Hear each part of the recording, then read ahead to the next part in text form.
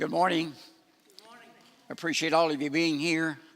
Hope that you will receive some benefit from being here this morning. We're going to be studying from the book of Mark, and this will not be a verse by verse or a chapter by chapter study. It will be a topical study. And this morning we're going to be dealing with Mark, the 4th chapter, verses 35 through 41. But I'm going to make some comments about the book of Mark before we start into Mark chapter 4. I think it's probably unanimous that it's believed that Mark was the author of this book. And it was probably written about AD 55 to 59. And John Mark is first mentioned, I think, in Acts 12 and verse 12. And Mark was a young man who went on a missionary journey with Paul and Barnabas on their first missionary journey. But because of a disagreement between Paul and Barnabas, that John Mark had left on the first and gone back home on the first trip, they would not take him on the second trip. But later on in Paul's life, you read in 2 Timothy 4 and verse 11 that Paul said, "Bring Mark with you because he's useful for me." And I think there's a lesson for us in that. The lesson I think that we can learn from that is that great men can overcome differences that exist between themselves and each other. And oftentimes people in the church need to learn that lesson, that you can right the wrongs or you can change the attitudes of people with working toward restoring relationships. And I think this is what happened as far as Paul was concerned when he restored a relationship to the point that he was willing to take Mark back and say, "Send Mark because he's useful for him." And there's a difference in the way that Matthew writes and the way that Mark writes, and that Matthew was writing primarily for the Jews. And Mark's gospel is unique to some extent because it emphasizes the actions of Jesus more than the teachings of Jesus. And it's simply written, moves very quickly from one event to another. Mark does not begin with anything about the genealogy of Jesus. And I think there's a reason for that, because I think the Gentiles really had no interest in what the genealogy of Jesus was, because Jesus' genealogy was Jew, and the people that Mark was writing to probably really had no interest in knowing what the genealogy of. And I think you could say that Mark's writing is really a collection of stories, but it's a narrative written to reveal that Jesus is the Messiah, not only for the Jews, but for the Gentiles as well. And because Mark's primary audience, as far as his writing was concerned, was the Gentiles. And he doesn't go back and quote from the Old Testament as much as Matthew does, because Matthew was writing for the Jews. And the Jews would be primarily interested in the genealogy, and they'd be interested in things written about people who have the Jewish heritage. But Mark was not writing for those people. And Mark does not begin his writing with dealing with the genealogy of Jesus. But he begins, first of all, with the baptism of Jesus by John the Baptist. And the way Mark writes is it's quick moving, it's dramatic. What he writes is swift. And some of the favorite expressions, if you read through the book of Mark, some of the favorite expressions of Mark, as far as that book is concerned, is the term straightway, immediately. Just in the first chapter alone, he uses the term immediately 9 times. And so I think you could say his gospel is unique because it emphasizes Jesus' actions more than it does Jesus' teachings. It's simply written, moves quickly from one episode to another in the life of Christ. And as an illustration of how he moves quickly, from one event to another as far as the life of Christ is concerned. If you read the first chapter of Mark, he presents basically probably what is a great amount of the first year of Jesus' ministry, because he summarizes the ministry of John the Baptist. He relates the baptism of Christ. He records the temptation of Christ. And he talks about Jesus' ministry in Capernaum. And he talks about Jesus beginning to preach, where he calls the 4 disciples, where he cast out the unclean spirit in the man on the Sabbath day.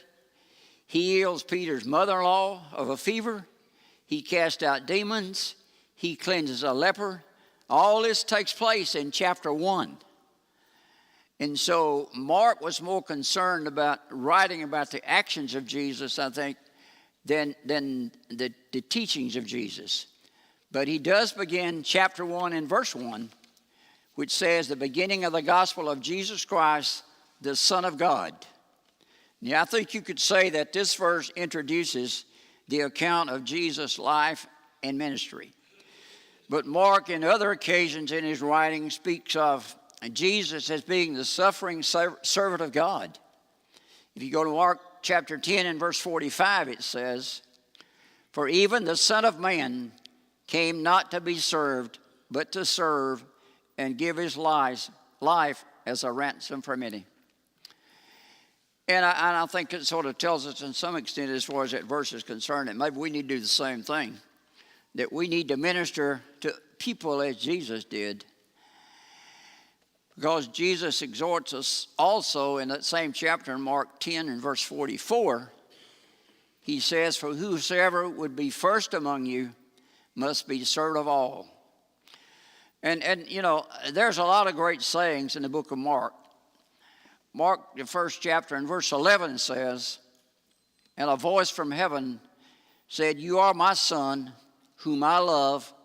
With you I am well pleased. And then in Mark 12 and verse 33 it says, love the Lord your God with all your heart, with all your soul, with all your mind, with all your strength. And the second is like this, love your neighbor as yourself. And so, as I've said earlier, our study this quarter is not going to be a verse-by-verse study as far as the book of Mark is concerned, and not chapter by chapter either. But we're going to be looking at different events as far as Jesus' life was concerned and the things that Jesus did while he was on this earth. There's probably more miracles than messages mentioned in the book of Mark. And I think this shows that Jesus means what he says, but that it also shows that Jesus who he says. And if you were to give this book a theme, I think you could say the theme is to show that Jesus came to serve. He lived out his message through service. And Mark presents Jesus as the suffering servant of God and as the one who came to serve and sacrifice for us, in part to inspire us to do the same. I'm going to slide this stool back a little bit, and if I fall, the elders are going to get very upset because they won't let me go in the pulpit.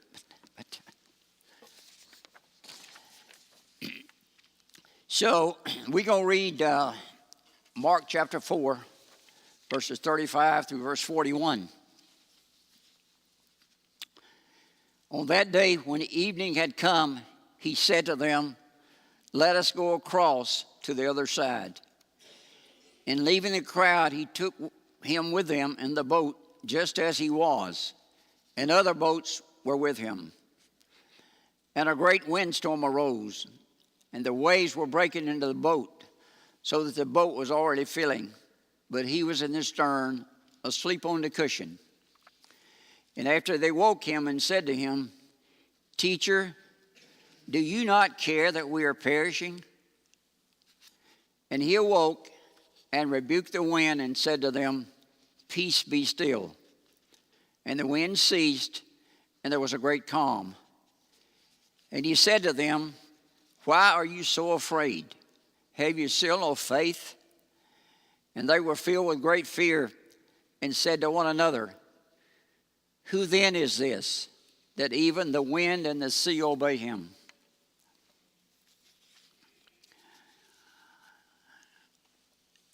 This reading deals with an account in Jesus' life of being out on the sea with the apostles, and the storm was raging, the boat was filling with water, and I think the apostles, probably like all of us would have been, they were probably terrified. And they probably asked the question, because they were terrified and had difficult things going as far as life is concerned, they asked the question, Jesus, do you not care that we're perishing? How many of you have ever asked the question when times are hard in your life and difficult things are going on in your life, Jesus, do you not really care that I'm going through what I'm going through as far as my life is concerned? Where are you when I need you? And that was basically the question the apostles were asking. Where are you, Jesus? Don't you care that we're going to perish? And are you going to continue to sleep and ignore us and not come to our aid as far as this storm is concerned?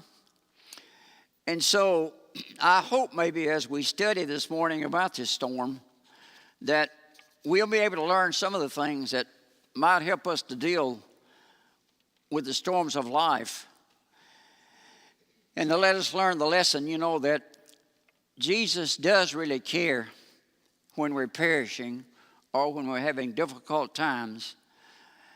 And so there's a lesson in this story for us about how Jesus cares and the things that we can learn as far as dealing with life is concerned. Now, Jesus had been preaching all day long, it appeared, and at the end of the day, for some reason, he wanted to go to the other shore. And he turns to these people and says, let's go to the other shore.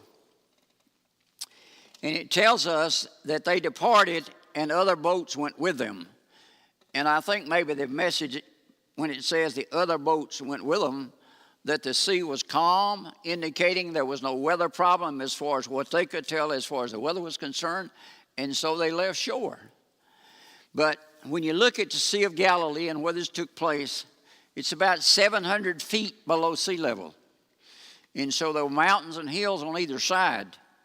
And when you look at it, and you look at the cold air coming down from the mountains and the warm air coming up from the sea, then that makes an ideal place for storms to take place. And due to being below sea level in the mountains, so it wasn't anything unusual for storms to come up in this particular area. Now, this storm was sudden and it was unexpected, because I think you could understand that these people that Jesus was in that boat with were fishermen. And so they knew about the problems of being on the water when the water or the weather was bad. So the weather would not have been bad when they launched their boats and started on this journey. But Jesus used this trip, I think, as a teaching moment as far as they were concerned. I think you could say that the storm was sudden, it was violent, the boat was filling with water, and I dare say that some of you have been out in boats and it sprung a leak, and the first thing you start doing is probably trying to bail out water. And I think you could probably reason in these people's minds, that water was coming in that boat. And so they were doing what they could to try to save themselves and to save the material that they had on this boat. But they were like us. They were scared. And they asked the question, where is Jesus? And then they found out that he was asleep. Now, they could think in their minds, because Jesus is asleep, does he really care that we perish or we don't perish? And so they asked the question, Teacher, carest thou not that we perish?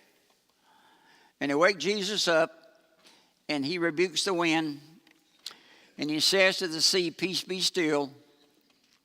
The wind ceased, and there was a great comfort. And so nature responded to the commands of Jesus. And Jesus was not just telling this storm to quit. He was telling the sea to be still and to stay still. Because once he stopped the wind and all that kind of stuff, then the storm, the sea became quiet. It became peaceful. And so they were able to make their moves. But storms don't always slow down like that. I know many of you, and probably all of us, have been in storm situations. And we look at them and we say, you know, I wish this storm would go away. But they don't usually quit like this one did. They may slow down for a period of time. But Jesus stilled the storm. He stilled the winds and he stilled the water. And I think you could say that the disciples were probably still fearful because they failed to understand the power of the person that they had in the boat, Jesus. They may have thought, you know, here's a man that can rescue us from whatever storms of life or whatever storms may arise in our life. But Jesus didn't chastise them, and Jesus didn't, you know, talk down to them. But he did speak for the lack of faith and being fearful. And I think you could say this morning that the threat to our faith does not come from a lack of understanding.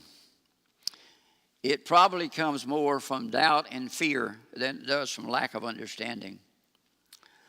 And our faith is something that can ebb and flow. It can be high at one time, it can be low at another time. And depending on the circumstances, oftentimes it's most likely to fail us when we're in situations of danger. And I think maybe you could say that the faith of these apostles probably failed at this time because all they could see was danger. Now, whereas Jesus, he's supposed to take care of us, and yet they were in great danger. But, excuse me, I think Mark's trying to tell us in this account, you know, that Jesus is the one who's going to deliver his people from harm. And if we're in Jesus' hands, we're going to be safe. Now, in the midst of this storm, the disciples panic. They're accusing Jesus of forsaking them or not caring about them. And, you know, it's easy for us to claim to be courageous, faith-wise, when everything is calm. If everything in our life is going great, you know, it's easy for us to say, well, you know, boy, my faith's strong. But when something hits us, when a storm hits us, what happens to our faith? What happens to our relationship with Jesus? And what happens to our thoughts about Jesus? And, you know, we can have faith in God delivering us when we don't feel like, you know, the sense is urgent, that you need to deliver us right now. We can think down the road tomorrow or the next day and think, you know, well, God's going to take care of me. But what are we thinking about what's going to do with us today when the storms come in our life? Are we going to say, well, you know, he's going to take care of me today, tomorrow, and down through the future? And sometimes, you know, we become indifferent, or we think, you know, that God's indifferent to the hardships that we endure and to the suffering that we endure.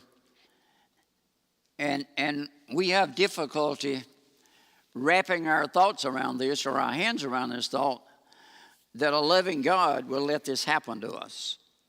You often probably have often heard people say, why did God let this happen? Why did my child die? Why did I lose this mate? Or why did something happen as far as life is concerned? But the reality is that we live in a world today that is still under Satan's influence. And Satan has such great power to sway people's life. And oftentimes people say, well, you know, it looks like the devil's winning and that Christians are losing. But one thing we have in mind if we're Christians is Christ has already saved us. We just have to maintain that faith that we had when we were saved, and he's going to take care of us. Now, the truth is that he did not save us from the hardships and the trials that we're going to face as far as life is concerned. He never delivered his own son from the hardships and the difficult things that he was going to face as far as his life is concerned. But he did deliver us and save us for eternal life. And you know, the fact that we're going to be saved eternally should give us some confidence and some trust that God's going to take care of us.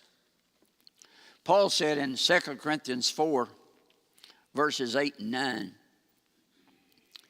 we are afflicted in every way, but not crushed, perplexed, but not driven to despair, persecuted, but not forsaken, struck down, but not destroyed.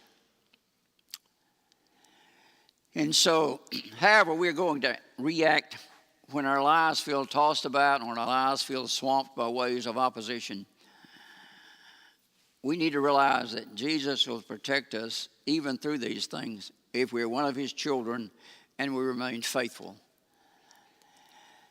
And I think the point that probably comes out as far as this lesson is concerned is that God is in charge. As far as God reigning through a chaotic and hostile world. Now, we let fear lead us sometimes believe that, you know, God really does not care. But I think the miracle of the storm that we just read about teaches us how to survive the storm. Rather, it doesn't teach us how to, but it teaches us, explains to us who Jesus is, and it explains to us that having faith in Jesus can make the difference.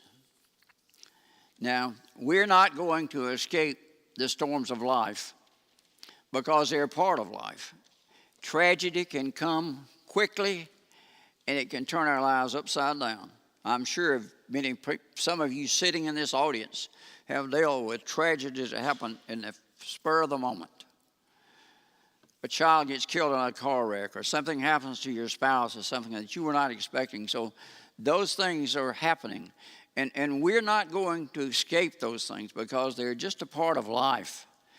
And so tragedy can turn our lives around very quickly and change the course of where we're going. And the sad thing about it is that some people have lost their faith and lost their souls because of the fact that a tragedy came in their life.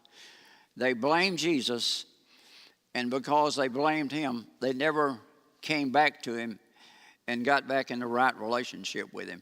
And so the tragedy not only for them is in this earth, but it's also in the world to come. And Christianity is not a refuge from the uncertainties and the insecurities of this world. But it does teach us trust in the one who has already secured our future. And so I think the question that comes to all of us probably out of all of this is, are we going to live in fear or are we going to live in faith? Because the trials are going to come, the temptations are going to come, the hardships are going to come, the tragedies are going to come as far as our lives are concerned. But are we going to deal with them in faith, or are we going to let them become a tragedy that destroys our life? How many of you ever sung the song, Does Jesus Care? Raise your hand.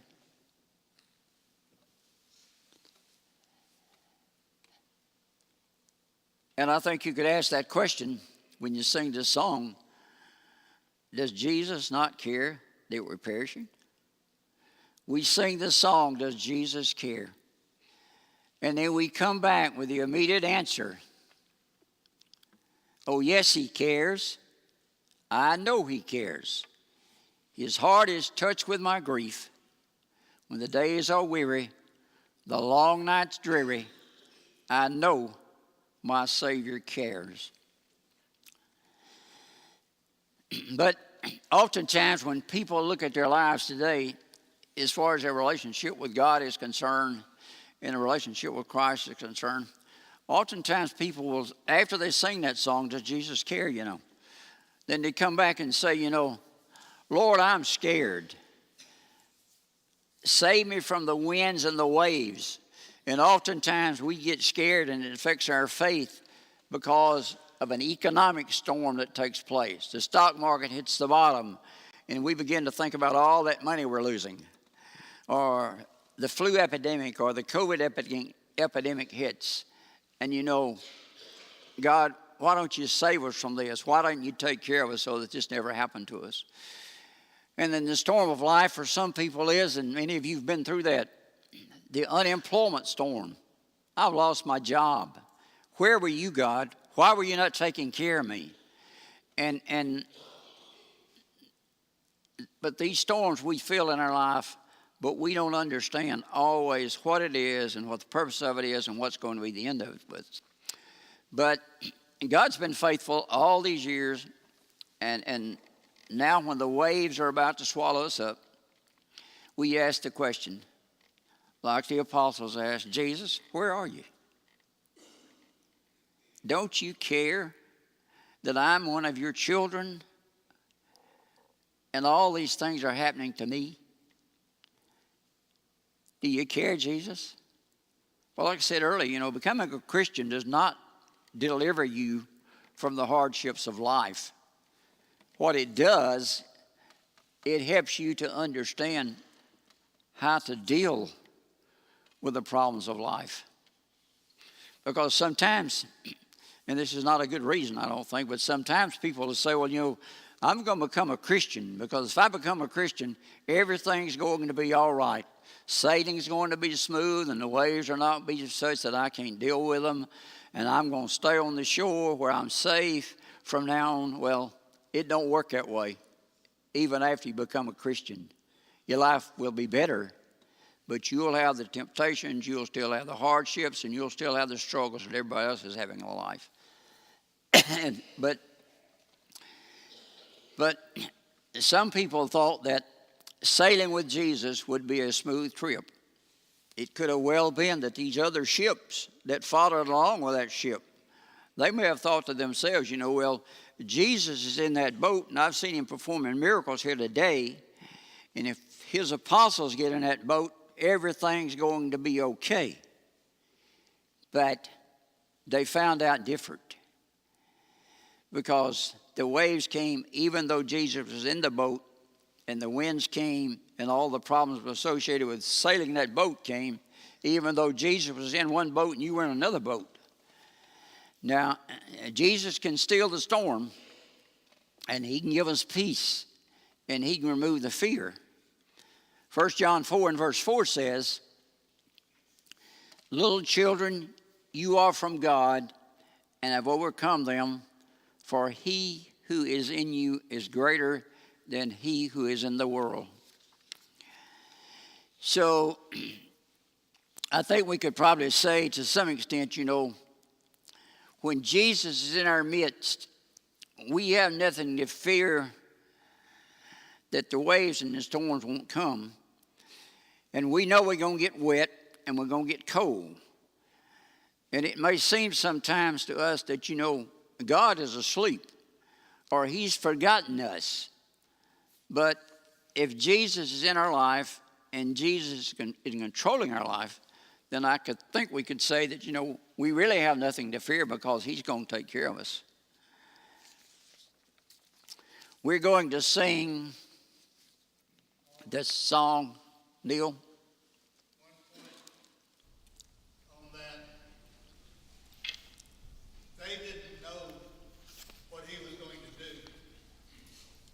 They were not waking him up to ask him, calm the storm. That didn't enter their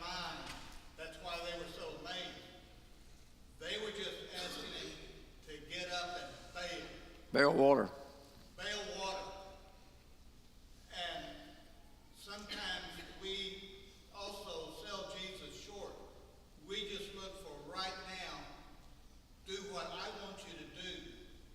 And they were leaving out the big picture that Jesus controlled. Yeah, good point. Anybody else want to make a point, say anything? Mike Manley is going to come and lead Master the Tempest is Raging. What's the number, Mike? 425? 425. Mike's going to lead that. We're going to sing all three stanzas, and I've got some comments about that song. 425.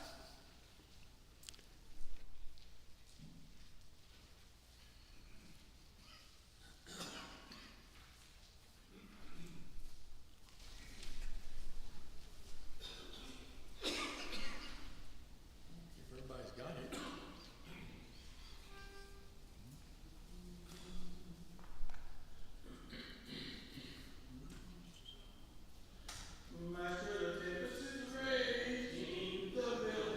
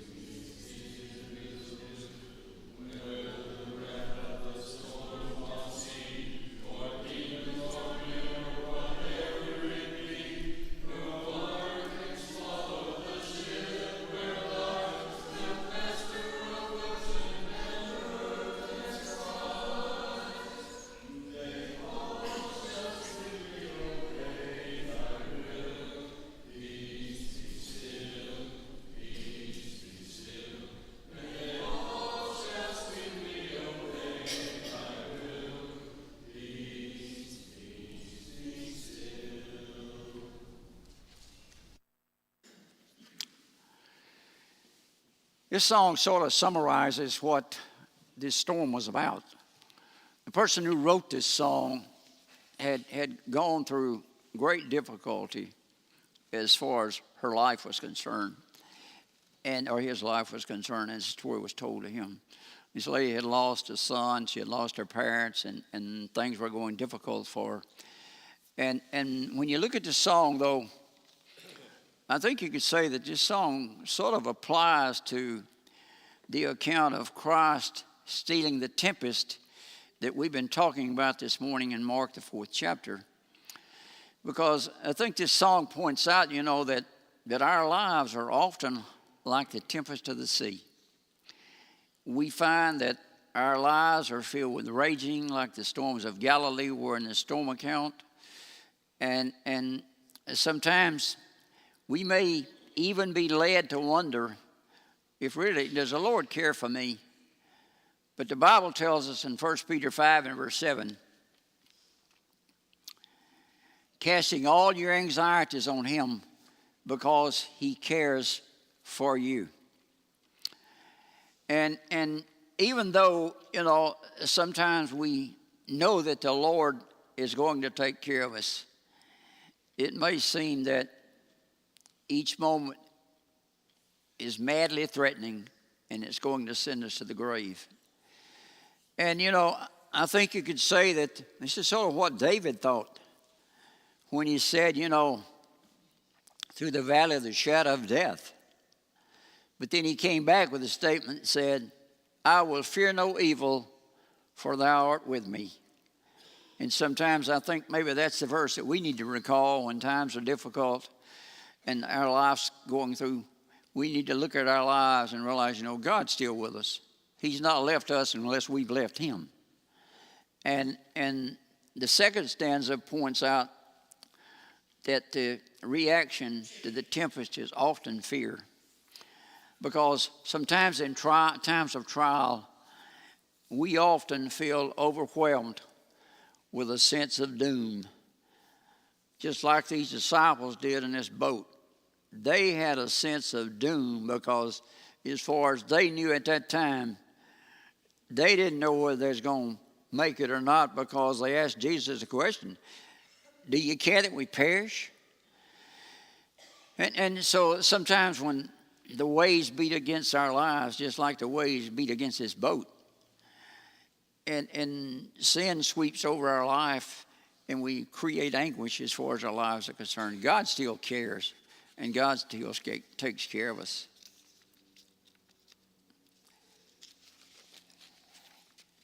And it's often then, that we cry out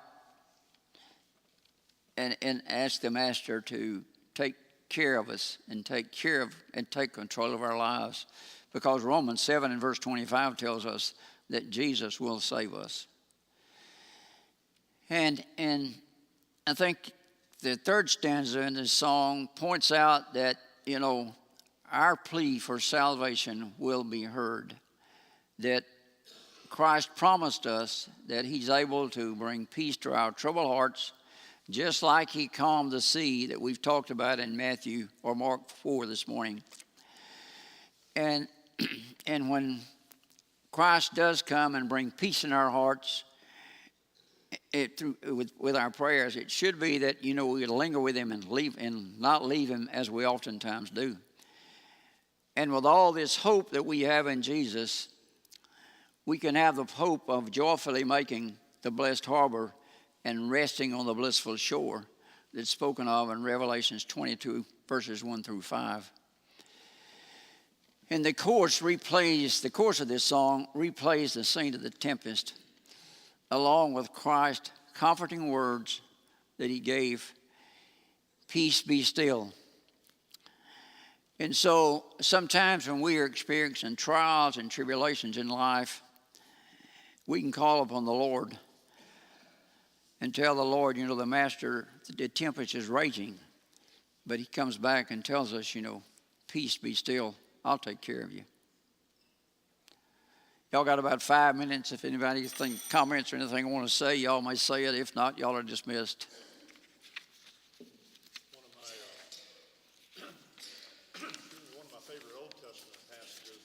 relates very much to this is first chapter of Habakkuk, about the first five verses. Habakkuk is saying, Lord, are you not aware of what's going on all around me in the nations and injustices? And then the Lord come back and basically says, I'm in control. You wouldn't believe it if you even heard what I had going on. One thing I want to call y'all's attention to, and I've never read this or I've never picked up on it.